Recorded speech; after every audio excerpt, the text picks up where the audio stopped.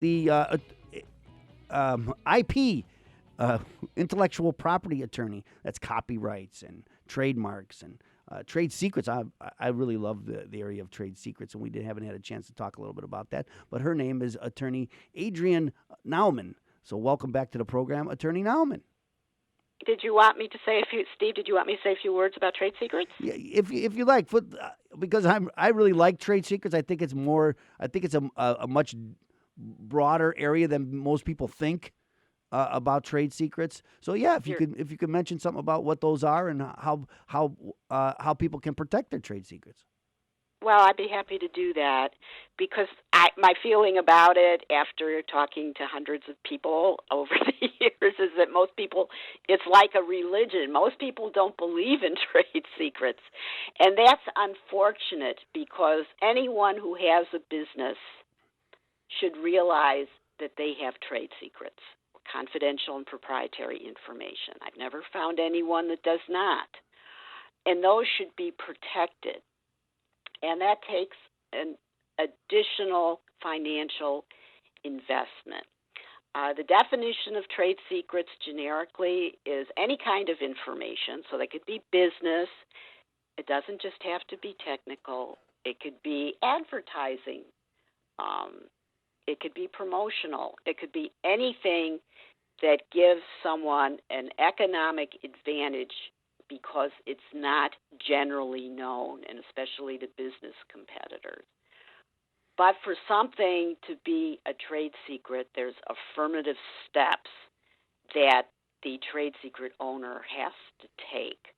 And generically, that's you have to take certain efforts, make certain efforts to keep it a secret. If you're good at doing that, it can last indefinitely. The most commonly cited example of a trade secret is the Coca-Cola formula. No one presumably knows what that is. But everybody has them. You don't have to be the Coca-Cola company. Let me interrupt you here for just a second, Attorney Naumann, because you mentioned every company generally has it, and it could be as simple as a client list, right? Oh, client lists. Absolutely. Thank you, Steve. Because I've spoken on trade secrets, and something that almost every jurisdiction protects, and where there's a lot of cases, I'm sorry to say, is people stealing.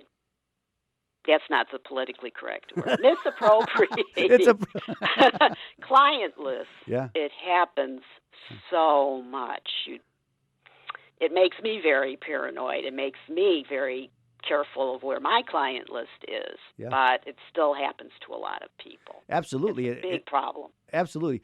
Does this area also include confidentiality agreements and things like that? Do you have? Absolutely. I just sent one.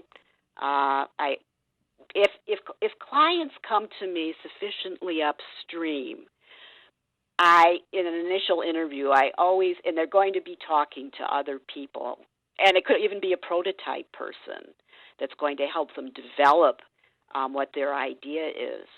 Nothing should be disclosed until they have signed something that's comprehensive. And on that note, not all confidentiality agreements are created equal. I've been working on one for 25 years. I read all the cases about confidential agreements that didn't make the cut in court. So, yeah, you can just yank one off the internet, and you'll probably pat yourself on the back and say, I didn't pay for that. Well, my response to that is you haven't paid for it yet. You really should get one from an experienced practitioner. Well, I have to agree with you in that if something's worth protecting, it's worth protecting correctly.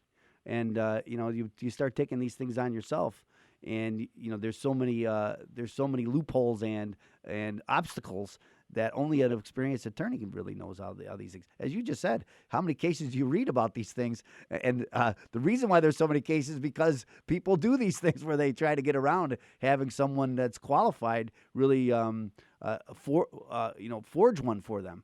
And I think it's so important. I don't mean, you know what I mean by forge. Build one, not forge it. Don't steal it. but to build the right agreement for you. You think that's important, isn't it, Attorney Alman? Yes, it should be tailored for what your situation is. Um, and as Steve pointed out, it's worth investing some money up front. It's like going to the doctor and the dentist every year, just to spend some money for prevention of bigger problems down the line. And it seems like a lot of people understand that concept, but there's difficulty bringing it over onto the legal side. The So other problem being a lot of people start their projects and they don't understand that there's going to be some kind of financial investment. yeah, I Uh, see that a lot. So